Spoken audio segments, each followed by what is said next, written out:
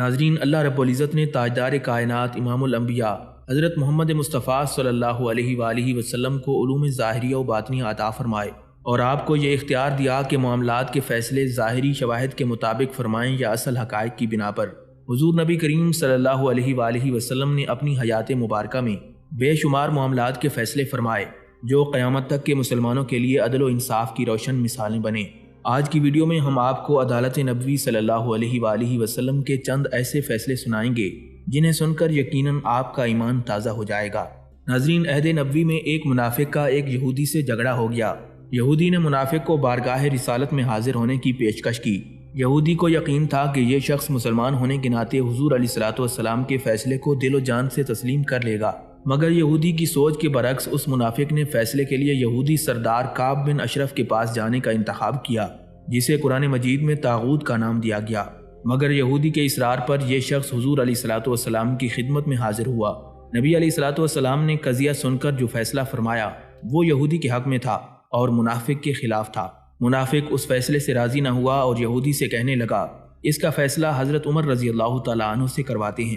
چنانچہ دونوں حضرت عمر رضی اللہ تعالیٰ عنہ کے پاس پہنچے اور یہودی نے پورے معاملے سے آگاہ کر دیا کہ پہلے ہم حضور علیہ الصلوۃ والسلام سے فیصلہ کروا چکے ہیں، مگر اس شخص نے عدالت نبوی کے فیصلے کو تسلیم کرنے سے انکار کر دیا ہے اور اب اسی کی خواہش پر ہم آپ کے پاس فیصلے کے لیے حاضر ہوئے ہیں۔ حضرت عمر رضی اللہ تعالیٰ عنہ نے اس سے پوچھا، کیا واقعی پہلے حضور علیہ الصلوۃ والسلام فیصلہ کر چکے ہیں؟ اس منافق کا ہاں میں جواب سن کر حضرت عمر رضی اللہ تعالیٰ عنہ اپنے گھر تشریف لائے، گھر سے تلوار لی اور باہر آ کر منافق کا سر قلم کر دیا۔ اس پر منافقین اور مقتول منافق کے عزیز و اقارب نے ایک ہنگامہ کھڑا کر دیا اور خدمت نبوی میں آ کر قصاص کا مطالبہ کیا۔ حضور نبی کریم صلی اللہ علیہ وآلہ وسلم نے حضرت عمر رضی اللہ تعالیٰ عنہ سے مکمل تفصیل سنی۔ حضرت عمر رضی اللہ تعالیٰ عنہ نے عرض کیا، یا رسول اللہ صلی اللہ علیہ وسلم، میں نے اسے اس لیے قتل کیا کہ اس نے آپ کے فیصلے کو مسترد کر دیا تھا۔ اسی وقت حضرت جبریل علیہ السلام تشریف لائے اور فرمانے لگے، عمر فاروق ہیں، انہوں نے حق و باطل کے درمیان فرق کر دیا ہے۔ حضور نبی علیہ الصلوۃ والسلام نے حضرت عمر رضی اللہ تعالیٰ عنہ کو خوشخبری دیتے ہوئے فرمایا، اے عمر، تم فاروق ہو۔ ناظرین، شوال 4 ہجری میں قبیلہ ارینا کے 8 آدمی بارگاہ رسالت میں حاضر ہو کر اسلام لائے۔ مدینہ منورہ کی آب و ہوا انہیں راس نہ آئی اور وہ بیمار پڑ گئے۔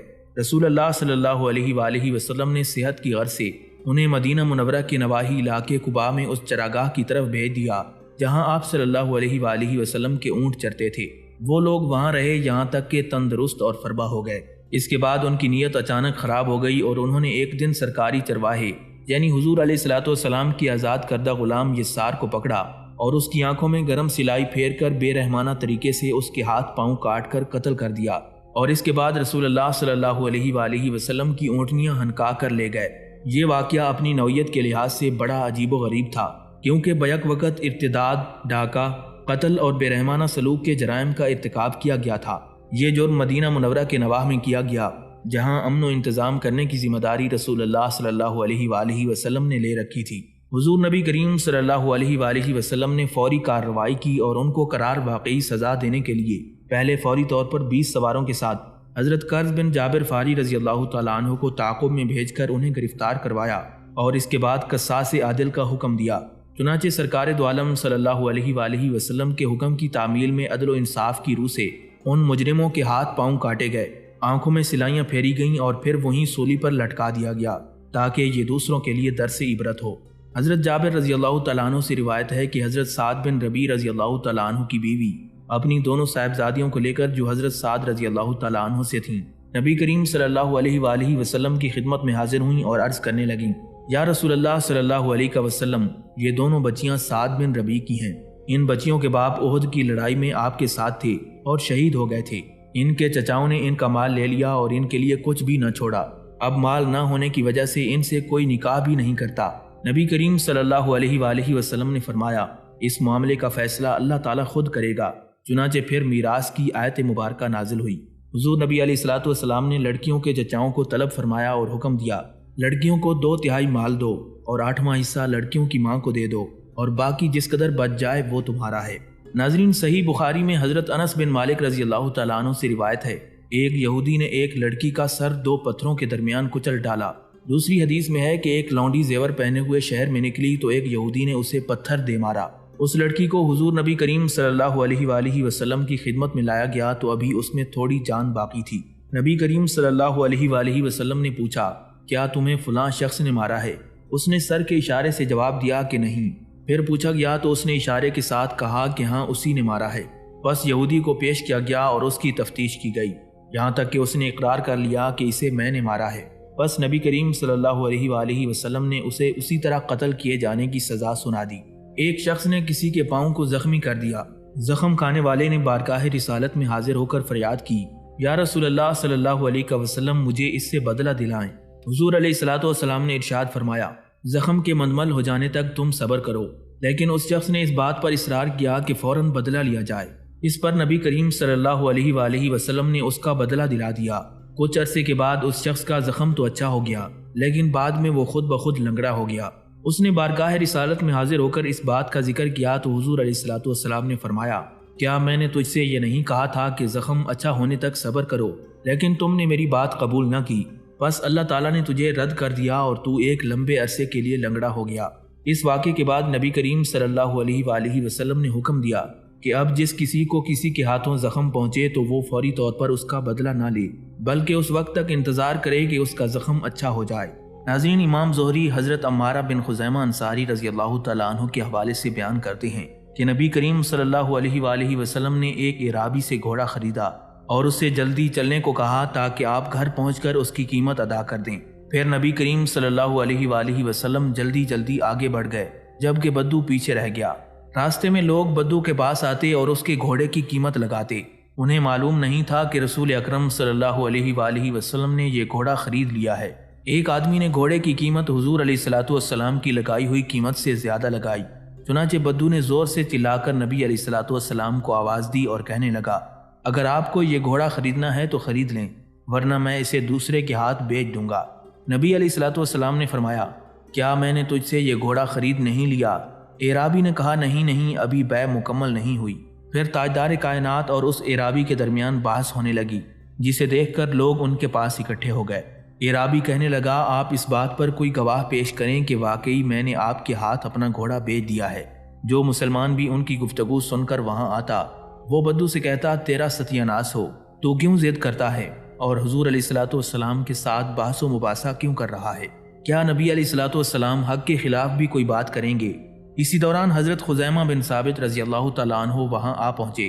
جب انہوں نے سرکار دو عالم صلی اللہ علیہ وآلہ وسلم اور اعرابی کے درمیان بحث اور بدو کا یہ قول سنا کہ آپ اس بات پر کوئی گواہ پیش کریں کہ واقعی میں نے آپ کے ہاتھ اپنا گھوڑا بیچ دیا ہے، یہ سنتے ہی حضرت خزیمہ بن ثابت رضی اللہ تعالیٰ عنہ کہنے لگے، میں گواہی دیتا ہوں کہ یقیناً تو نے اپنا گھوڑا حضور نبی علیہ الصلوۃ والسلام کے ہاتھ فروخت کر دیا ہے۔ یہ سننا تھا کہ تاجدار کائنات صلی اللہ علیہ وآلہ وسلم حضرت خزیمہ کی طرف متوجہ ہوئے اور ان سے پوچھا، آخر تم کس بنیاد پر گواہی دے رہے ہو، جبکہ گھوڑے کی خرید و فروخت کے وقت تم ہمارے پاس موجود نہیں تھے؟ حضرت خزیمہ بن ثابت رضی اللہ تعالیٰ عنہ نے عرض کیا، یا رسول اللہ صلی اللہ علیہ وسلم، آپ کی تصدیق کی بنیاد پر ہی میں نے گواہی دی ہے۔ چنانچہ اس کے بعد حضور نبی کریم صلی اللہ علیہ وآلہ وسلم نے حضرت خزیمہ بن ثابت رضی اللہ تعالیٰ عنہ کی گواہی کو دو آدمیوں کی گواہی کے برابر قرار دیا۔ حضرت معاویہ بن حکم سلمہ رضی اللہ تعالیٰ عنہ کہتے ہیں کہ میری ایک لونڈی تھی جو احد پہاڑ اور جوانیہ کے ارد گرد بکریاں چرایا کرتی تھی۔ اتفاق سے ایک دن میں اس کے پاس پہنچ گیا۔ میں نے دیکھا کہ بھیڑیا ایک بکری لے کر بھاگ چکا ہے۔ چونکہ میں بھی ایک انسان ہوں، آدم کی اولاد کی طرح مجھے بھی غصہ آنا ایک فطری عمل ہے، لہٰذا میں نے غصے میں آ کر اپنی اس لونڈی کو ایک زوردار تمانچہ رسید کر دیا۔ پھر جب میں نے حضور علیہ الصلوۃ والسلام کو اس بات سے آگاہ کیا تو آپ کے انداز سے مجھے محسوس ہوا کہ میں نے بڑی عظیم غلطی کا ارتکاب کیا ہے۔ میں نے فوراً عرض کیا، یا رسول اللہ صلی اللہ علیہ وسلم، کیا میں اسے آزاد نہ کر دوں؟ حضور نبی علیہ الصلوۃ والسلام نے ارشاد فرمایا، اسے میرے پاس بلا کر لاؤ۔ چنانچہ میں اپنی لونڈی کو لے کر حضور علیہ الصلوۃ والسلام کی خدمت میں حاضر ہوا۔ نبی کریم صلی اللہ علیہ وآلہ وسلم نے اس سے پوچھا، اللہ رب العزت کہاں ہے؟ وہ کہنے لگی، آسمان میں۔ پھر آپ نے پوچھا، میں کون ہوں؟ وہ کہنے لگی، آپ اللہ کی رسول ہیں۔ یہ سن کر نبی علیہ الصلوۃ والسلام نے معاویہ بن حکم رضی اللہ تعالیٰ عنہ کی طرف متوجہ ہو کر ارشاد فرمایا، اسے آزاد کر دو کیونکہ یہ مومنہ ہے۔ حضرت ابو ہریرہ اور حضرت زید بن خالد جوہنی رضی اللہ تعالیٰ عنہ بیان فرماتے ہیں کہ ہم لوگ حضور نبی علیہ الصلوۃ والسلام کی خدمت میں حاضر تھے۔ اتنے میں دو آدمی رسول اکرم صلی اللہ علیہ وآلہ وسلم کے پاس اپنا ایک مقدمہ لے کر حاضر ہوئے۔ ایک نے عرض کیا، اے اللہ کے رسول، آپ ہمارے درمیان کتاب اللہ کے مطابق فیصلہ صادر فرما دیں۔ دوسرا شخص جو پہلے کے مقابلے میں زیادہ ہوشیار تھا، اس نے عرض کیا، اے اللہ کے رسول، آپ ہمارے درمیان کتاب اللہ کے مطابق فیصلہ سنائیں اور مجھے معاملے کی نوعیت کی وضاحت کرنے دیں۔ حضور نبی کریم صلی اللہ علیہ وآلہ وسلم نے ارشاد فرمایا، ہاں تم اپنی بات بیان کرو۔ وہ کہنے لگا، بات دراصل یہ ہے کہ میرا بیٹا اس آدمی کے گھر محنت مزدوری کیا کرتا تھا اور اس کے گھر میں اس کی آمد و رفت تھی۔ چنانچہ میرے بیٹے نے اس کی بیوی سے بدکاری کا ارتکاب کیا۔ میں نے معاملے کو رفع دفع کرنے کے لیے اپنے بیٹے کی جانب سے 100 بکریاں اور ایک لونڈی دے کر اسے راضی کر لیا۔ پھر میں نے اس سلسلے میں اہل علم سے فتویٰ پوچھا تو انہوں نے مجھے شرعی سزا بتائی کہ میرے بیٹے کو 100 کوڑے لگائے جائیں گے اور 1 سال کے لیے ملک بدر کر دیا جائے گا، جبکہ اس کی بیوی کو سنگسار کیا جائے گا۔ تاجدار مدینہ صلی اللہ علیہ وآلہ وسلم نے ارشاد فرمایا، قسم ہے اس ذات کی جس کے ہاتھ میں میری جان ہے، یقیناً میں تمہارے درمیان کتاب اللہ کے مطابق فیصلہ کروں گا۔ لونڈی اور بکریاں تم واپس لے جاؤ اور تمہارے بیٹے کو 100 کوڑے لگا کر سال بھر کے لیے جلاوطن کیا جائے گا۔ اور اے انیس، اس آدمی کی بیوی کے پاس جاؤ، اگر وہ زنا کا اعتراف کر لیتی ہے تو اسے سنگسار کر دو۔ حضرت انیس رضی اللہ تعالیٰ عنہ نے جا کر پوچھا تو اس عورت نے اعتراف کر لیا۔ پھر حضور نبی علیہ الصلوۃ والسلام کے حکم کے مطابق اسے سنگسار کر دیا گیا۔ ناظرین، ابو عمرو بن سیفی کی لونڈی جس کا نام سارہ تھا، وہ مکہ مکرمہ سے چل کر مدینہ منورہ میں بارگاہ رسالت میں حاضر ہوئی۔ یہ اس دن کی بات ہے جب حضور علیہ الصلوۃ والسلام مکہ مکرمہ پر لشکر کشی کی تیاری کر رہے تھے۔ حضور نبی کریم صلی اللہ علیہ وآلہ وسلم نے اس سے پوچھا، اے سارہ، کیا تو ہجرت کر کے آئی ہے؟ اس نے کہا نہیں۔ آپ نے فرمایا، کیا تو مسلمان بن کر آئی ہے؟ اس نے کہا نہیں۔ پھر نبی علیہ الصلوۃ والسلام نے پوچھا، کیوں آئی ہو؟ اس نے جواب دیا، آپ لوگ اہل و عیال، خاندان اور غلاموں والے تھے، چونکہ مجھے شدید حاجت لاحق ہوئی، اس لیے میں آپ لوگوں کی خدمت میں حاضر ہو گئی تاکہ مجھے کچھ عطیہ مل جائے اور زیب تن کرنے کے لیے کپڑوں کا بندوبست ہو جائے۔ نبی کریم صلی اللہ علیہ وآلہ وسلم نے اس سے فرمایا، کیا اہل مکہ کے نوجوان تیرے درد کا مداوا نہیں بن سکے؟ چونکہ یہ لونڈی مغنیہ یعنی گانے والی تھی، اس لیے آپ نے یہ الفاظ ارشاد فرمائے۔ اس نے عرض کی، جنگ بدر کے بعد مجھے گھاس نہیں ڈالی گئی۔ پھر حضور علیہ الصلوۃ والسلام نے اپنے صحابہ کرام کو اس لونڈی کے لیے عطیات دینے پر ابھارا۔ چنانچہ صحابہ کرام رضی اللہ تعالیٰ عنہم نے اسے عطیات سے نوازا اور اس کے لیے کپڑے مہیا کیے۔ اس کے بعد حضرت حاطب بن ابی بلتہ رضی اللہ تعالیٰ عنہ اس لونڈی کے پاس آئے۔ یہ حاطب بن ابی بلتہ بھی ان قلیل حضرات میں سے ایک تھے جنہیں حضور علیہ الصلوۃ والسلام کی جنگی نقل و حرکت کا علم ہوتا تھا۔ چنانچہ انہوں نے اس لونڈی سارہ کو اہل مکہ کے لیے ایک رازدارانہ خط دیا اور اس خط کو منزل تک پہنچانے کے لیے 10 دینار اور کچھ چادریں پیش کیں۔ سارہ نے حضرت حاطب بن ابی بلتہ رضی اللہ تعالیٰ عنہ کی پیشکش قبول کر لی اور ان سے خط لے لیا۔ خط کا عنوان کچھ اس طرح تھا، حاطب بن ابی بلتہ کی جانب سے باشندگان مکہ کے نام، عرض ہے کہ رسول اللہ صلی اللہ علیہ وسلم تمہارے اوپر چڑھائی کرنے والے ہیں، اس لیے ازراہ ہمدردی میں نے تمہارے پاس یہ رازدارانہ خط بھیجنے کی جرت کی تاکہ تم لوگ اپنے بچاؤ کے لیے ہوشیار ہو جاؤ۔ سارہ بڑی تیز رفتاری کے ساتھ مکہ مکرمہ روانہ ہو گئی۔ شاید وہ اہل قریش سے حاطب بن ابی بلتہ کی جانب سے پیش کردہ رقم سے کچھ زیادہ ہی امید لگائے ہوئے تھی۔ اتنے میں اللہ تعالیٰ نے عرش سے فرش پر حضرت جبریل علیہ السلام کو وحی دے کر بھیجا اور انہوں نے حضور علیہ الصلوۃ والسلام کو حاطب بن ابی بلتہ کے راز سے آگاہ کر دیا۔ چنانچہ حضور علیہ الصلوۃ والسلام نے اپنے صحابہ کے ساتھ مجلس قائم کی اور یوں مخاطب ہوئے، سب سے پہلے حاطب کی طرف سے اہل مکہ کو لکھا گیا خط حاصل کرنا ضروری ہے۔ اس کے بعد پھر حاطب کے لیے سزا تجویز ہوگی کیونکہ اس نے اللہ کے رسول کا راز فاش کرنے کا جرم کیا ہے۔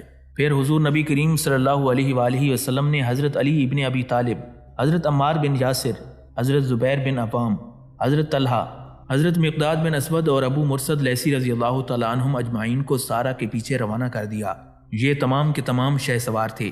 تاجدار کائنات نے ان سے فرمایا، جب تم مدینہ منورہ سے باہر روضہ خاک کے مقام کو پہنچو گے تو وہاں تمہیں ہودج میں سوار ایک عورت ملے گی جس کے پاس مشرکین کے نام حاطب بن ابی بلتہ کا لکھا ہوا ایک خط ہوگا۔ اس سے خط حاصل کر کے اس کا راستہ چھوڑ دینا۔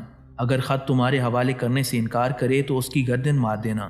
عربی شہ سواروں کا یہ قافلہ گھوڑوں کو مہمیز لگاتا ہوا اور کوہ دشت عبور کرتا ہوا عورت سے اسی جگہ جا ملا جس کی خبر حضور علیہ الصلوۃ والسلام نے دی تھی۔ انہوں نے اس عورت سے پوچھا، خط کہاں رکھا ہے؟ عورت نے اللہ کی قسم کھا کر انہیں بتایا کہ میرے پاس کسی قسم کا خط نہیں ہے۔ شہ سواروں نے اس کے سامان کی تلاشی لی لیکن خط نہیں ملا، چنانچہ پھر واپس جانے کا ارادہ کیا۔ حضرت علی ابن ابی طالب رضی اللہ تعالیٰ عنہ فرمانے لگے، اللہ کی قسم، حضور نبی کریم صلی اللہ علیہ وسلم نے نہ تو ہمیں جھوٹی خبر دی اور نہ ہمیں جھٹلانا چاہا۔ یہ جملہ کہتے ہوئے حضرت علی رضی اللہ تعالیٰ عنہ نے اپنی تلوار میان سے کھینچ لی اور لونڈی کو ڈانٹ کر کہا، چل خط نکال ورنہ اللہ کی قسم میں تجھے ننگا کر کے چھوڑوں گا اور تیری گردن اڑا دوں گا۔ جب لونڈی نے حضرت علی رضی اللہ تعالیٰ عنہ کے تیور دیکھے تو کہنے لگی، آپ مجھ سے دور ہی رہیں، میں خط دیتی ہوں۔ یہ سن کر حضرت علی رضی اللہ تعالیٰ عنہ پیچھے ہٹ گئے۔ لونڈی نے اپنے کپڑوں کی تہہ سے خط نکال کر شہ سواروں کے حوالے کر دیا۔ ان شہ سواروں نے اسے چھوڑ کر مدینہ منورہ کی راہ لی۔ یہ لوگ جب بارگاہ رسالت میں پہنچے تو آپ نے حاطب بن ابی بلتہ کو بلا بھیجا۔ جب وہ حضور علیہ الصلوۃ والسلام کے دربار میں حاضر ہوئے تو آپ نے پوچھا، کیا تجھے خط کا قصہ معلوم ہے؟ حاطب نے جواب دیا، ہاں مجھے معلوم ہے۔ رسول اللہ صلی اللہ علیہ وآلہ وسلم نے پوچھا، تجھے اس جرم کے ارتکاب پر کس بات نے آمادہ کیا؟ حضرت حاطب رضی اللہ تعالیٰ عنہ نے جواب دیا، یا رسول اللہ، اللہ کی قسم اسلام قبول کرنے کے بعد اس کو ترک کرنے کا ارادہ میرے حاشیہ خیال میں کبھی بھی نہیں آیا، اور نہ مشرکین سے جدائی کے بعد ان کی محبت میرے قلب و جگر میں اپنی کوئی جگہ بنا سکی۔ تاہم چونکہ میں نے دیکھا کہ جتنے بھی مہاجرین ہیں ان کا کوئی نہ کوئی آدمی مکہ میں موجود ہے جو ان کا دفاع کر سکتا ہے، لیکن میں ان کے درمیان اجنبی ہوں، جبکہ میرے خاندان والے انہی مشرکین کے درمیان ہیں، اس لیے مجھے اپنے اہل خانہ کے بارے میں خوف لاحق ہوا۔ چنانچہ میں نے قریش کو یہ مدد پہنچانی چاہی تاکہ وہ میرے خاندان کی مدافعت کر سکیں، اور مجھے یہ بھی یقین تھا کہ اللہ تعالیٰ ان پر عذاب ضرور مسلط کرے گا اور میرا یہ خط ان کے کچھ کام نہیں آ سکے گا۔ حضور نبی کریم صلی اللہ علیہ وآلہ وسلم نے حضرت حاطب بن ابی بلتہ رضی اللہ تعالیٰ عنہ کی بات کی تصدیق فرمائی اور انہیں معذور قرار دیا۔ اس کے بعد حضرت عمر ابن خطاب رضی اللہ تعالیٰ عنہ کو جلال آیا اور وہ بول اٹھے، یا رسول اللہ، آپ میری راہ چھوڑ دیں، میں اس منافق کی گردن اڑا دیتا ہوں۔ حضور نبی کریم صلی اللہ علیہ وآلہ وسلم نے فرمایا، اے عمر، تجھے کیا خبر؟ شاید اللہ رب العزت نے بدری صحابہ کی طرف جھانک کر فرمایا ہو، تم جو چاہو کرو، میں نے تمہارے گناہ معاف کر دیے ہیں۔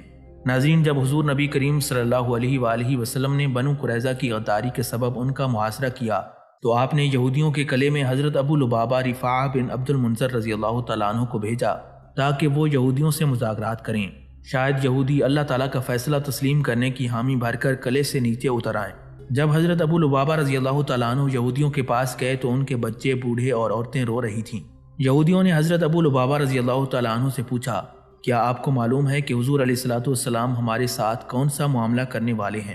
حضرت ابو لبابہ رضی اللہ تعالیٰ عنہ نے اپنی گردن کی طرف اشارہ کیا کہ حضور علیہ الصلوۃ والسلام تمہیں قتل کرنے والے ہیں۔ اس کے بعد وہ قلعے سے نکلے ہی تھے کہ انہیں ہوش آیا کہ ان سے حضور علیہ الصلوۃ والسلام کا راز افشا ہو گیا ہے، اور یوں ان سے اسلام اور حضور علیہ الصلوۃ والسلام کے بارے میں خیانت سرزد ہو گئی ہے۔ چنانچہ وہ فوراً مسجد نبوی میں آ گئے اور خود کو ایک ستون سے باندھ لیا اور کہنے لگے، اللہ کی قسم، میں خود کو نہیں کھول سکتا اور نہ کھانے پینے کا مزہ چکھ سکتا ہوں یہاں تک کہ اللہ تعالیٰ میری توبہ قبول فرما لے۔ پھر اس کے بعد حضرت ابو لبابہ انصاری رضی اللہ تعالیٰ عنہ 7 دنوں تک کچھ کھائے پیے بغیر ستون سے بندے رہے۔ اس دوران آپ کی صاحبزادی آ کر مسجد کے ستون سے آپ کو نماز اور بشری حاجات کے لیے کھول دیا کرتی تھی۔ جب آپ بھوک پیاس کی تاب نہ لا سکے تو ایک دن غش کھا کر گر پڑے، پھر اللہ تعالیٰ نے آپ کی توبہ قبول فرمائی۔ لوگوں نے جب توبہ کی قبولیت کے بارے میں بتایا تو آپ نے کہا، اللہ کی قسم، میں خود کو زنجیروں سے اس وقت تک آزاد نہیں کر سکتا جب تک کہ حضور علیہ الصلوۃ والسلام خود مجھے نہ کھولیں۔ چنانچہ حضور نبی کریم صلی اللہ علیہ وآلہ وسلم تشریف لائے اور ان کی زنجیر کھولی۔ ایاس بن سلمہ بن اکو اپنے والد سے روایت کرتے ہیں کہ مشرکین میں سے ایک جاسوس بارگاہ رسالت میں حاضر ہوا۔ اس وقت حضور نبی علیہ الصلوۃ والسلام نے ایک جگہ پڑاؤ ڈالا ہوا تھا۔ وہ جاسوس مسلمانوں کے ساتھ باتیں کرتا رہا، پھر کھانا وغیرہ کھا کر چپکے سے کھسک گیا۔ رسول اکرم صلی اللہ علیہ وآلہ وسلم نے فرمایا، اسے تلاش کر کے قتل کر ڈالو۔ نبی علیہ الصلوۃ والسلام کا حکم سنتے ہی لوگ جاسوس کے پیچھے دوڑ پڑے۔ میرے والد سلمہ نے دوڑ کر سب سے پہلے اس جاسوس کی اونٹنی کی لگام جا پکڑی اور اسے موقع پر ہی قتل کر دیا۔ چنانچہ حضور نبی علیہ الصلوۃ والسلام نے اس جاسوس کا سارا ساز و سامان میرے والد ماجد سلمہ بن اکو کو بطور تحفہ دے دیا۔ ناظرین، فتح مکہ سے کچھ دن قبل حضور نبی کریم صلی اللہ علیہ وآلہ وسلم کے داماد ابو العاص بن ربیع بن عبد العزیٰ تجارت کی غرض سے قریش کی ایک جماعت کے ساتھ شام کی طرف جا نکلے۔ ان کے ساتھ قریش کے اموال بھی تھے۔ ملک شام سے واپسی پر حضور علیہ الصلوۃ والسلام کے بھیجے ہوئے ایک چھوٹے سے لشکر نے ابو العاص اور ان کے ہمراہیوں کا راستہ روکا۔ اس لشکر کے امیر حضرت زید بن حارثہ رضی اللہ تعالیٰ عنہ تھے۔ مسلمانوں نے قریش کے اس قافلے کا سارا مال چھین لیا اور کچھ لوگوں کو بھی گرفتار کر کے مدینہ منورہ لے آئے، مگر ابو العاص بھاگنے میں کامیاب ہو گئے۔ وہ رات کو اپنے مال کے حصول کے لیے مدینہ منورہ میں اپنی بیوی اور حضور علیہ الصلوۃ والسلام کی صاحبزادی حضرت زینب رضی اللہ تعالی عنہ کے گھر آئے اور ان سے پناہ طلب کی۔ حضرت زینب رضی اللہ تعالی عنہ نے انہیں پناہ دے دی۔ جب رسول اکرم صلی اللہ علیہ وآلہ وسلم نے صبح کی نماز کے لیے اللہ اکبر کہا تو حضرت زینب رضی اللہ تعالی عنہ نے عورتوں کی صف میں سے آواز دیتے ہوئے کہا، لوگوں، میں نے ابو العاص بن ربیع کو پناہ دی ہوئی ہے۔ حضور نبی علیہ الصلوۃ والسلام نے جب سلام پھیرا تو لوگوں کی طرف متوجہ ہوئے اور ارشاد فرمایا، کیا میں نے جو کچھ سنا ہے وہ تم لوگوں نے بھی سنا ہے؟ صحابہ کرام رضی اللہ تعالیٰ عنہ نے عرض کیا، ہاں ہم نے سنا ہے۔ رسول اللہ صلی اللہ علیہ وآلہ وسلم نے ارشاد فرمایا، قسم ہے اس ذات کی جس کے ہاتھ میں میری جان ہے، مجھے اس سلسلے کی کچھ بھی خبر نہیں تھی کہ میری صاحبزادی نے ابو العاص کو پناہ دے رکھی ہے، یہاں تک کہ میں نے ابھی یہ بات سنی جو تم نے بھی سنی ہے۔ پھر آپ نے فرمایا، مسلمانوں میں سے کوئی ادنا آدمی بھی کسی کو پناہ دے سکتا ہے۔ اس کے بعد حضور علیہ الصلوۃ والسلام اپنی صاحبزادی حضرت زینب رضی اللہ تعالیٰ عنہ کے پاس تشریف لائے اور فرمایا، ابو العاص کی رہائش کا اچھی طرح بندوبست کرو مگر وہ تمہارے قریب نہ آنے پائے، کیونکہ تم اس کے لیے حلال نہیں ہو کہ وہ کافر ہے اور تم مسلمان۔ حضرت زینب رضی اللہ تعالیٰ عنہ نے حضور علیہ الصلوۃ والسلام کو بتایا کہ ابو العاص اپنا مال طلب کرنے کی غرض سے آئے ہیں۔ نبی علیہ الصلوۃ والسلام نے ان افراد کو اکٹھا کیا جنہوں نے ابو العاص اور اس کے ساتھیوں کا مال چھینا تھا۔ پھر آپ نے ان سے فرمایا، جیسا کہ تم لوگ خوب اچھی طرح سے جانتے ہو، یہ آدمی ابو العاص ہمارے رشتہ داروں میں سے ہے۔ تم لوگوں نے اس کا مال چھینا ہے جسے اللہ تعالیٰ نے تمہیں بطور غنیمت عطا فرمایا ہے۔ میں چاہتا ہوں کہ تم لوگ اس کے اوپر احسان کرو اور اس کا مال واپس کر دو۔ یہ میری ایک تجویز ہے، اگر تم اس بات سے انکار کرتے ہو تو اس مال کے زیادہ حقدار تم ہی لوگ ہو۔ صحابہ کرام رضی اللہ تعالیٰ عنہ نے عرض کیا، نہیں اللہ کے رسول صلی اللہ علیہ وآلہ وسلم، ہم آپ کی تجویز کو دل و جان سے مانتے ہوئے اس مال کو واپس کر دیتے ہیں۔ چنانچہ انہوں نے ابو العاص کو سارا مال واپس کر دیا۔ ابو العاص یہ مال لے کر مکہ مکرمہ واپس ہوئے اور جس قریشی سے مال لیا ہوا تھا اسے واپس کر دیا۔ قریش نے ان کا شکریہ ادا کرتے ہوئے کہا، اللہ تعالیٰ آپ کو جزائے خیر سے نوازے، بلا شبہ ہم نے آپ کو وفادار اور شریف پایا ہے۔ پھر ابو العاص کلمہ شہادت پڑھ کر دائرہ اسلام میں داخل ہو گئے اور قریش سے مخاطب ہو کر کہنے لگے، اللہ کی قسم مدینہ میں محمد صلی اللہ علیہ وآلہ وسلم کے پاس مجھے اسلام قبول کرنے سے کوئی چیز مانے نہیں تھی، صرف ایک ہی خدشہ دامنگیر تھا کہ کہیں تم اس بدگمانی میں مبتلا نہ ہو جاؤ کہ میں نے تمہارا مال ہڑپ کر لیا۔ پھر وہ مدینہ منورہ لوٹ گئے اور نبی کریم صلی اللہ علیہ وآلہ وسلم نے نکاح اول ہی پر اپنی صاحبزادی کو ان کے پاس لوٹا دیا۔ ناظرین، متعدد سیرت نگاروں نے یہ واقعہ لکھا ہے کہ جنگ بدر میں جن 70 قیدیوں کو گرفتار کیا گیا تھا ان میں ابو عزا عمرو بن عبداللہ بھی تھا جو کہ شاعر تھا۔ یہ ایک محتاج شخص تھا اور کئی بچوں کا باپ تھا۔ اس نے بارگاہ رسالت میں درخواست کی، اے اللہ کے رسول، میرے حالات آپ سے مخفی نہیں ہیں اور آپ کو یہ بھی معلوم ہے کہ میں ایک محتاج اور کثیر العیال آدمی ہوں، اس لیے میری درخواست ہے کہ آپ مجھ پر احسان کریں اور مجھے رہا فرما دیں۔ میں مسلمانوں کے مقابلے کے لیے اس لیے نکلا تھا کہ مجھے اپنے اہل و عیال کے لیے کچھ مال حاصل ہو جائے۔ حضور نبی کریم صلی اللہ علیہ وآلہ وسلم نے اس کی عاجزی اور محتاجی کو دیکھتے ہوئے اس کے لیے معافی کا پروانہ جاری کر دیا اور اس سے یہ بھی عہد کر لیا کہ وہ دوبارہ کبھی حضور علیہ الصلوۃ والسلام کے خلاف جنگ کے لیے نہیں نکلے گا، مگر اس نے بدعہدی کی اور جنگ احد میں بھی مسلمانوں سے مقابلے کے لیے نکل پڑا۔ اس جنگ میں اس نے مشرکین کو مسلمانوں کے خلاف خوب ابھارا اور اشعار بھی کہے۔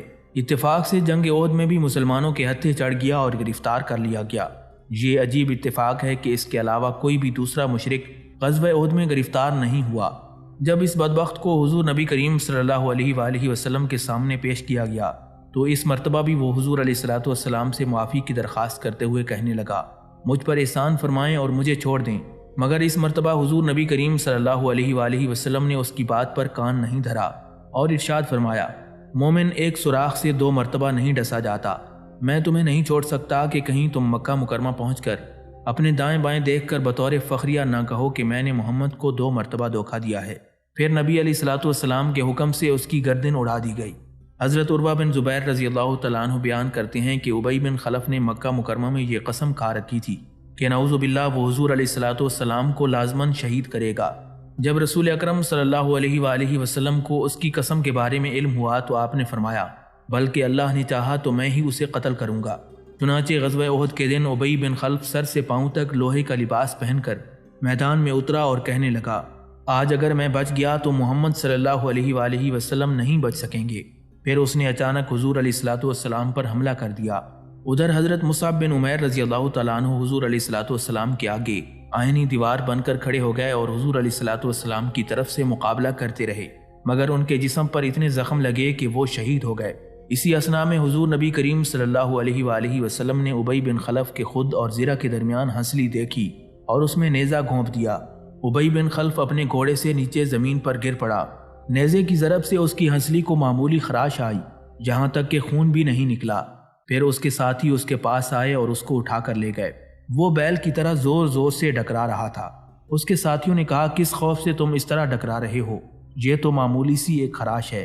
وہ اپنے ساتھیوں سے کہنے لگا، قسم ہے اس ذات کی جس کے ہاتھ میں میری جان ہے، اگر یہ تکلیف اہل ذلمجار کو پہنچتی جس سے میں ابھی دوچار ہوں تو وہ تمام کے تمام موت کے گھاٹ اتر جاتے۔ سیرت کی بعض کتابوں میں یہ بھی آیا ہے کہ جب ابی بن خلف کے ساتھیوں نے اس سے کہا کہ تم اس قدر زیادہ واویلا کیوں کر رہے ہو جب کہ تمہیں معمولی سا زخم پہنچا ہے، تو اس نے ساتھیوں سے کہا، تم لوگوں کو یاد نہیں کہ محمد صلی اللہ علیہ وآلہ وسلم نے مجھے قتل کرنے کی بات کہی تھی؟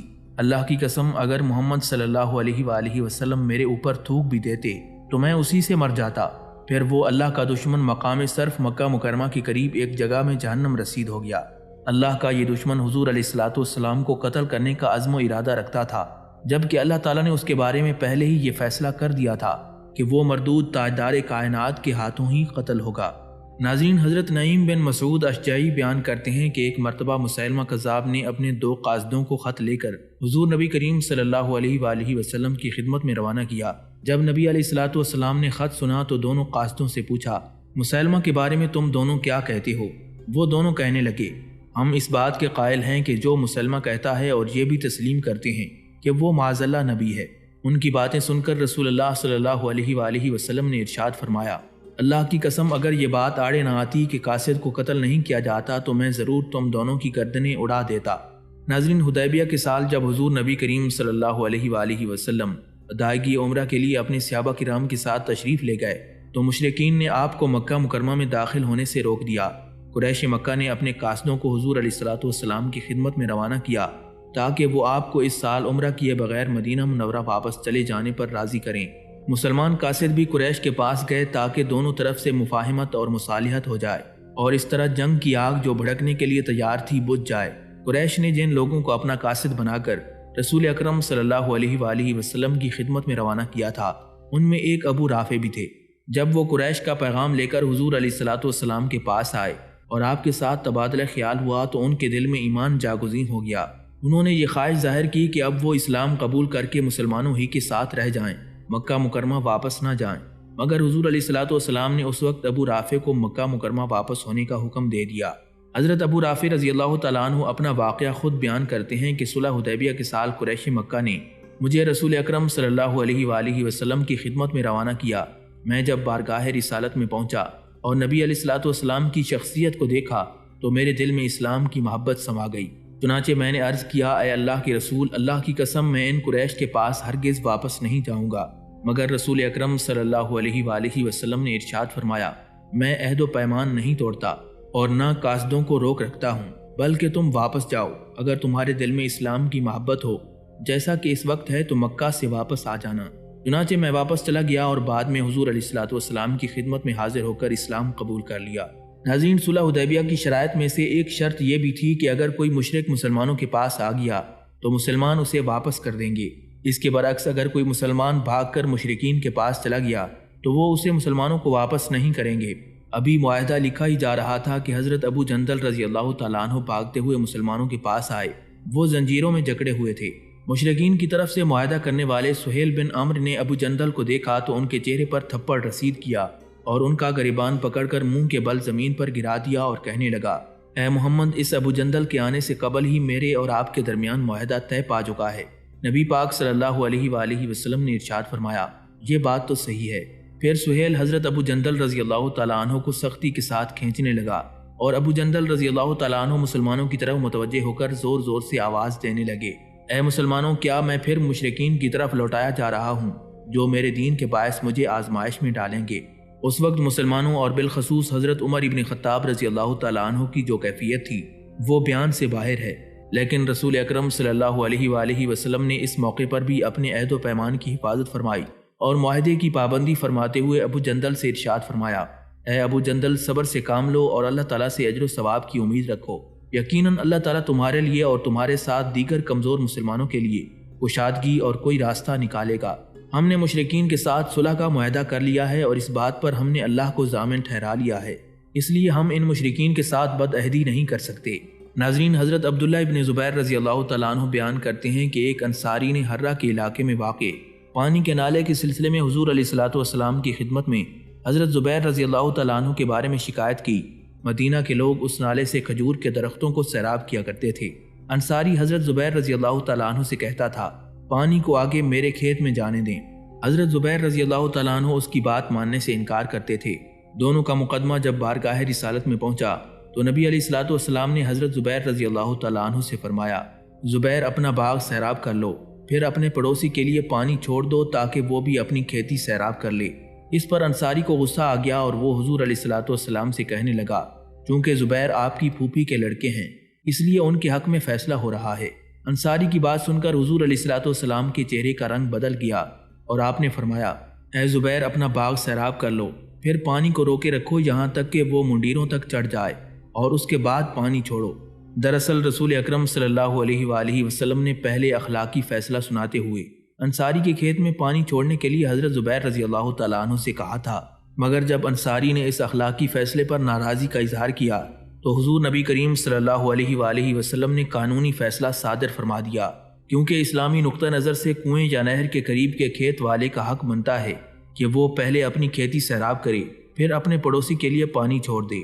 حضرت صفیہ بنت شیبہ رضی اللہ تعالیٰ عنہ بیان کرتی ہیں کہ جب حضور نبی کریم صلی اللہ علیہ وآلہ وسلم فتح مکہ کے موقع پر مکہ مکرمہ میں داخل ہوئے اور مکہ فتح ہو گیا، ادھر مکہ کے رہنے والوں کے دلوں سے خوف و ہراس نکل گیا کہ محمد صلی اللہ علیہ وآلہ وسلم ان کے کرتوتوں کی سزا نہیں دیں گے بلکہ معاف فرما دیں گے۔ تو نبی علیہ الصلوۃ والسلام بیت اللہ شریف میں تشریف لائے اور اپنی اونٹنی پر سوار ہو کر خانہ کعبہ کا طواف فرمایا۔ طواف مکمل ہو چکا تو آپ نے حضرت عثمان بن طلحہ رضی اللہ تعالیٰ عنہ کو بلایا، جو خانہ کعبہ کی دیکھ بھال کیا کرتے تھے، اور ان سے خانہ کعبہ کی کنجی مانگی۔ حضور نبی علیہ الصلوۃ والسلام نے پوچھا، عثمان بن طلحہ کہاں ہیں؟ حضرت عثمان بن طلحہ رضی اللہ تعالیٰ عنہ صلح حدیبیہ کے موقع پر اسلام لا چکے تھے۔ ان سے فرمایا کہ کعبہ کی چابی لے آؤ۔ وہ دار طلحہ میں اپنی والدہ کے پاس گئے اور ان سے چابی مانگی تو اس نے انکار کر دیا۔ انہوں نے اپنی والدہ کو دھمکایا اور کہا، تم چابی مجھے ضرور دو گی ورنہ میں تلوار نکالنے پر مجبور ہو جاؤں گا۔ والدہ سے چابی لے کر وہ اللہ کے رسول کے پاس آئے اور چابی ان کے حوالے کر دی۔ حضرت عثمان بن طلحہ رضی اللہ تعالیٰ عنہ نے کنجی حوالے کر دی تو کعبہ کا دروازہ کھولا گیا۔ تاجدار مدینہ صلی اللہ علیہ وآلہ وسلم خانہ کعبہ کے اندر داخل ہوئے تو دیکھا کہ اس میں لکڑیوں سے جوڑ کر بنایا گیا ایک کبوتر نصب کیا گیا تھا۔ آپ نے اسے اپنے ہاتھ سے پکڑ کر توڑ ڈالا اور زمین پر پھینک دیا۔ اس کے بعد نبی علیہ الصلوۃ والسلام خانہ کعبہ کے دروازے پر کھڑے ہو گئے۔ اس دوران مکہ کے لوگ مسجد حرام میں اپنے سروں کو جھکائے ہوئے آپ کا انتظار کر رہے تھے کہ ان کے بارے میں آپ کیا فیصلہ صادر فرماتے ہیں۔ چنانچہ حضور نبی علیہ الصلوۃ والسلام نے ان کے لیے معافی کا پروانہ جاری فرما دیا۔ اس وقت حضرت علی رضی اللہ تعالیٰ عنہ کھڑے ہوئے اور عرض کرنے لگے، اے اللہ کے رسول، حجاج کرام کو پانی پلانے کا جو شرف ہمیں حاصل ہے، اسی کے ساتھ خانہ کعبہ کی نگرانی اور اس کی دیکھ بھال کی ذمہ داری بھی ہمیں سونپ دیں اور کنجی ہمیں عطا فرما دیں تاکہ ہمیں یہ شرف بھی حاصل ہو جائے۔ اللہ تعالیٰ آپ پر مزید برکتیں اور رحمتیں نازل فرمائے۔ حضور نبی علیہ الصلوۃ والسلام نے اس موقع پر بھی عدل و انصاف کا مظاہرہ فرمایا، اور چونکہ خانہ کعبہ کی نگرانی اور دیکھ بھال کی ذمہ داری حضرت عثمان بن طلحہ رضی اللہ تعالیٰ عنہ ہی برسوں سے سنبھالے چلے آ رہے تھے، اس لیے آپ نے کنجی حوالے کرنے کے لیے انہیں طلب فرمایا۔ آج اللہ کے رسول جس کو چاہتے چابی دے سکتے تھے۔ ایک مرتبہ اللہ کے رسول نے مکی دور میں بیت اللہ کی چابی مانگی تھی، مگر حضرت عثمان بن طلحہ رضی اللہ تعالیٰ عنہ نے انکار کر دیا تھا۔ یہ بات آپ کو اچھی طرح یاد تھی، مگر اس کے باوجود ارشاد ہوا، اے عثمان، آؤ اور اپنی یہ کنجی لے لو، آج کا دن وفاداری اور احسان کا دن ہے۔ ناظرین، فتح مکہ کے موقع پر کچھ ایسی خواتین بھی تھیں جنہوں نے اسلام قبول کر لیا، مگر ان کے خاوند اس نعمت سے فی الحال محروم تھے۔ انہی خواتین اسلام میں ایک نام ولید بن مغیرہ کی صاحبزادی کا بھی آتا ہے، جو صفوان بن امیہ کی زوجیت میں تھی۔ انہوں نے تو اسلام قبول کر لیا، جبکہ ان کے شوہر صفوان بن امیہ مکہ چھوڑ کر بھاگ کھڑے ہوئے۔ رسول اکرم صلی اللہ علیہ وآلہ وسلم نے ان کے چچا زاد وہب بن عمیر رضی اللہ تعالیٰ عنہ کو صفوان بن امیہ کے لیے امان کا پروانہ جاری فرما کر انہیں بلانے کے لیے بھیجا۔ وہب نے بطور نشانی کوئی چیز مانگی تاکہ صفوان کو تسلی ہو جائے۔ صفوان اپنے دور کے بڑے مشہور اور نامور لوگوں میں سے تھا۔ اس کے پاس مال و دولت کی فراوانی تھی اور وہ خاصا اثر و رسوخ کا مالک تھا۔ اللہ کے رسول نے اپنی چادر مبارک بطور نشانی وہب کو عطا فرمائی، ساتھ ہی فرمایا کہ دیکھو اسے اسلام کی دعوت دینا، اگر وہ قبول کر لے تو بہت بہتر، ورنہ اسے 2 ماہ کی مہلت دینا کہ وہ اس دوران میں خوب غور و فکر کر لے اور اسے اپنے فیصلے پر نظر ثانی کی آزادی ہے۔ ادھر جب وہب صفوان کے پاس پہنچے اور اسے نبی علیہ الصلوۃ والسلام کی چادر دکھا کر دعوت اسلام دی تو وہ مطیع و فرمانبردار ہو کر مکہ مکرمہ کی جانب چل دیے۔ جب اللہ کے رسول کو دیکھا تو سواری پر سے چادر دکھائی اور کہنے لگے، اے محمد صلی اللہ علیہ وآلہ وسلم، وہب بن عمیر آپ کی چادر بطور نشانی لے کر میرے پاس آیا تھا کہ آپ نے مجھے امان دی ہے اور آپ نے میرا معاملہ میرے سپرد کر دیا ہے، اگر اسلام لے آؤں تو بہتر، ورنہ 2 ماہ کے لیے مجھے فیصلہ کرنے کی آزادی ہے۔ حضور نبی علیہ الصلوۃ والسلام نے ارشاد فرمایا، ابو وہب نیچے اترو۔ صفوان بن امیہ نے عرض کی، نہیں، اللہ کی قسم میں اس وقت تک نیچے نہیں اتروں گا جب تک آپ میرے سلسلے میں وضاحت نہ فرما دیں۔ رسول اکرم صلی اللہ علیہ وآلہ وسلم نے ارشاد فرمایا، 2 ماہ کیا بلکہ تیرے لیے 4 ماہ کے لیے اجازت ہے۔ اسی دوران غزوہ حنین کا مارکہ پیش آیا۔ حضور نبی علیہ الصلوۃ والسلام کو ہتھیاروں کی ضرورت تھی۔ آپ نے ایک شخص کو صفوان بن امیہ کے پاس ہتھیار اور آلات حرب و ضرب ادھار مانگنے کے لیے بھیجا۔ صفوان نے کہا، یہ ہتھیار آپ مجھ سے رعایتاً لے رہے ہیں یا زبردستی چھین رہے ہیں؟ حضور نبی کریم صلی اللہ علیہ وآلہ وسلم نے ارشاد فرمایا، نہیں، ہم تو رعایتاً لے رہے ہیں۔ غرض صفوان بن امیہ نے جو کچھ بھی سامان حرب و ضرب ان کے پاس موجود تھا رسول اکرم صلی اللہ علیہ وآلہ وسلم کی خدمت میں آریتاً پیش کر دیا۔ اللہ تعالیٰ نے مسلمانوں کو غزوہ حنین میں فتح و نصرت سے نوازا، قبیلہ حوازن کو شکست فاش ہوئی اور بے شمار مال غنیمت ہاتھ آیا۔ جنگ کے بعد صفوان کی امانت واپس کرنے کے لیے زرہیں اکٹھی کی گئیں۔ معلوم ہوا کہ چند زرہیں غائب ہیں جو دوران جنگ یا تو ٹوٹ گئیں یا گم ہو گئیں۔ حضور نبی کریم صلی اللہ علیہ وآلہ وسلم نے صفوان بن امیہ سے فرمایا، تمہاری کچھ زریں گم ہو گئی ہیں، کیا ہم ان کا معاوضہ ادا کریں؟ صفوان بن امیہ نے عرض کیا، نہیں اللہ کے رسول، مجھے ان کا معاوضہ نہیں چاہیے، کیونکہ آج میرے دل میں آپ کے بارے میں وہ محبت موجود ہے جو اس دن نہیں تھی۔ پھر انہوں نے اپنے اسلام کا اعلان کر دیا۔ ناظرین، قبیلہ انصار کا ایک آدمی جس کا نام ابو طامہ تھا، ایک مرتبہ اس نے ایک زرہ چوری کر لی اور اسے آٹے کی ایک تھیلی میں چھپا کر لے چلا، مگر اتفاق سے اس کی تھیلی میں سوراخ ہو گیا اور اس سے تھوڑا تھوڑا آٹا گرنے لگا۔ جس گھر سے اس نے چوری کی تھی وہاں سے اس کے گھر تک آٹا گرنے کی وجہ سے نشانات ظاہر تھے۔ اب لوگوں کو گمان ہونے لگا کہ اسی آدمی نے زرہ چوری کی ہوگی، چنانچہ اس سلسلے میں لوگوں کے درمیان چہ-مگویاں ہونے لگیں۔ کچھ لوگوں کا خیال تھا کہ ابو طامہ ہی نے زرہ چرائی ہے، جبکہ بعض لوگ اس بات کی تردید کرتے تھے اور وہ ابو طامہ کو بری قرار دے رہے تھے۔ اسی دوران ابو طامہ ایک یہودی کے گھر گیا اور اس نے یہودی کے پاس وہ زرہ بطور امانت رکھ دی۔ پھر اپنے گھر آیا اور خاندان والوں سے کہنے لگا، جب لوگوں نے میرے اوپر یہ الزام تراشی کی کہ میں نے ہی زرہ چوری کی ہے تو میں نے اس سلسلے میں تفتیشی کارروائی کی کہ آخر چور کون ہے۔ میں نے جگہ جگہ اس کا پتہ لگایا مگر چور کا پتہ نہ لگ سکا۔ آخر بڑی محنت اور تگ و دو کے بعد مجھے معلوم ہوا کہ در حقیقت وہ زرہ فلاں یہودی کے پاس ہے، لہٰذا اس میں کوئی شبہ نہیں کہ اسی نے وہ زرہ چوری کی ہے۔ خاندان والے ابو طامہ کی چکنی چپڑی باتیں سن کر حضور علیہ الصلوۃ والسلام کی خدمت میں حاضر ہوئے اور آپ سے گزارش کی کہ آپ لوگوں کے روبرو ابو طامہ کی برات کا اعلان فرما دیں۔ رسول اکرم صلی اللہ علیہ وآلہ وسلم نے ان کی باتیں غور سے سنی اور سچ مچ ابو طامہ کی برات کا اعلان کرنے کا ارادہ فرما لیا، مگر اس اعلان برات سے پہلے ہی اللہ رب العزت نے حضور علیہ الصلوۃ والسلام پر وحی نازل فرمائی، جس سے آپ کو معلوم ہوا کہ حقیقی چور وہ یہودی نہیں بلکہ وہ انصاری ہے۔ اللہ تعالیٰ نے حضور علیہ الصلوۃ والسلام کو ایک خائن شخص کی سفارش کے ارادے سے منع فرما دیا اور اللہ کی کتاب کے ذریعے سے فیصلہ کرنے کا حکم فرمایا۔ ناظرین، ایک مسلمان عورت بازار میں ایک سونار کے پاس کسی کام کی غرض سے بیٹھی ہوئی تھی۔ ایک یہودی اس کے پیچھے سے آیا اور اس نے اس کا دامن چپکے سے اٹھا کر اس کی پشت کی جانب سے باندھ دیا۔ جب وہ مسلمان عورت واپس جانے کے لیے اٹھی تو اس کا صدر کھل گیا۔ عورت سخت شرمندہ ہوئی اور جو لوگ وہاں موجود تھے وہ سب ہنسنے لگے۔ اس عورت نے یہودی کی اس حرکت پر فریاد کی۔ اتفاق سے قریب ہی ایک مسلمان کھڑا تھا۔ اس کو جب یہ واقعہ معلوم ہوا تو اسے بہت غصہ آیا اور اس نے تلوار کھینچ کر اس یہودی سونار کو جس نے یہ بری حرکت کی تھی موت کے گھاٹ اتار دیا۔ اسی دوران وہاں پر بہت سے یہودی اکٹھے ہو گئے اور انہوں نے اس مسلمان کو شہید کر دیا۔ جب اس واقعے کی اطلاع نبی کریم صلی اللہ علیہ وآلہ وسلم کو ہوئی تو آپ نے قوم یہود کو بلا کر نصیحت فرمائی، تم لوگ اس طرح کی حرکتوں سے باز آ جاؤ اور اللہ تعالیٰ کے غضب سے ڈرو کہ کہیں تمہیں بھی وہ کچھ نہ پہنچے جو قریش کو پہنچا ہے۔ اس پر وہ سب یہودی حضور نبی کریم صلی اللہ علیہ وآلہ وسلم کے سامنے ہی نامناسب اور غلط قسم کی بکواس کرنا شروع ہو گئے۔ نبی کریم صلی اللہ علیہ وآلہ وسلم نے سمجھ لیا کہ یہ لوگ اس طرح باز نہیں آئیں گے، چنانچہ آپ نے یہ فیصلہ فرما دیا ان یہودیوں کے ساتھ سختی سے نمٹا جائے۔ آپ نے اپنے فیصلے سے صحابہ کرام کو بھی آگاہ فرما دیا۔ پھر حضرت ابو لبابہ رضی اللہ تعالیٰ عنہ کو مدینہ منورہ میں خلیفہ بنایا اور ایک سفید جھنڈا حضرت امیر حمزہ رضی اللہ تعالیٰ عنہ کے سپرد فرما دیا اور پھر یہودیوں کی طرف متوجہ ہوئے۔ 15 دن تک ان کا زبردست محاصرہ کیے رکھا۔ اس کے بعد یہودیوں کے دلوں میں اللہ تبارک و تعالیٰ نے رعب و ہیبت ڈال دی اور وہ اپنے معصور ہونے سے تنگ آ گئے۔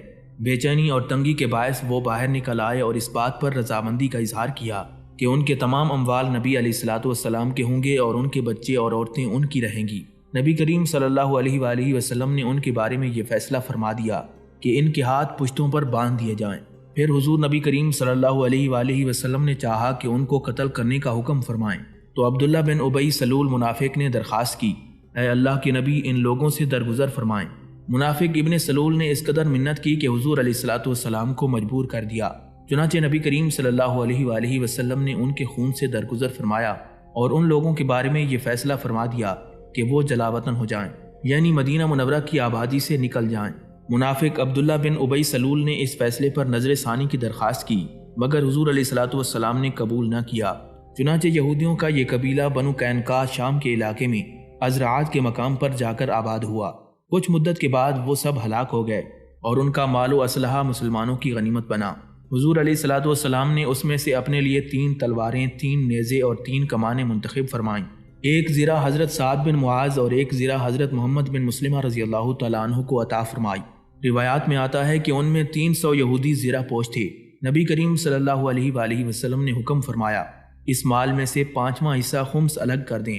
کہا جاتا ہے کہ یہ پہلا خمس ہے جو سرکار دو عالم صلی اللہ علیہ وآلہ وسلم کے حکم سے الگ کیا گیا تھا۔ نبی کریم صلی اللہ علیہ وآلہ وسلم نے ایک مرتبہ حضرت ولید بن عقبہ رضی اللہ تعالیٰ عنہ کو بنی مستلق کی طرف صدقات وصول کرنے کے لیے بھیجا۔